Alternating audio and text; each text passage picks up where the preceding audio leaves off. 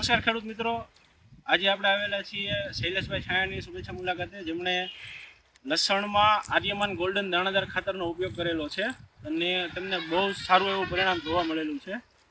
હાલમાં અત્યારે આપણે એમની વાડીએ લસણનું બધું નિરીક્ષણ કર્યું અને જોયું તો બહુ સારું એવું રિઝલ્ટ એમને જોવા મળેલું છે. અને લસણની ક્વોલિટી જોઈ શકો છો, બહુ સારું એવું અને મોટા પ્રમાણમાં લસણના ગાંઠિયા જે હોય છે એ બહુ બંધાયેલા છે અને બહુ સારી ક્વોલિટીનું લસણ છે.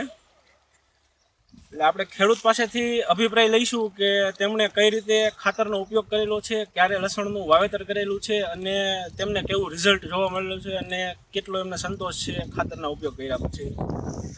શૈલેષભાઈ, તમે લસણનું વાવેતર ક્યારે કરેલું છે? 11/11/2023.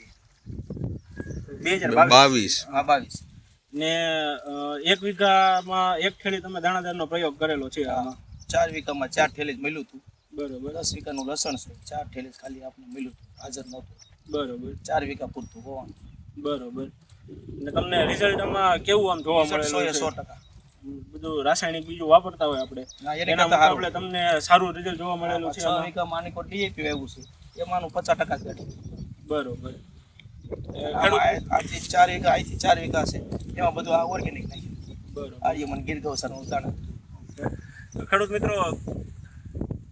મિત્રોએ જેમ જાણકારી આપી એમ કે તેમને રાસાયણિક ખાતરનો ઉપયોગ કરેલો છે, એમાં ઓર્ગેનિકના મુકાબલે માત્ર 50% તે રિઝલ્ટ એમને રાસાયણિકમાં જોવા મળેલું છે.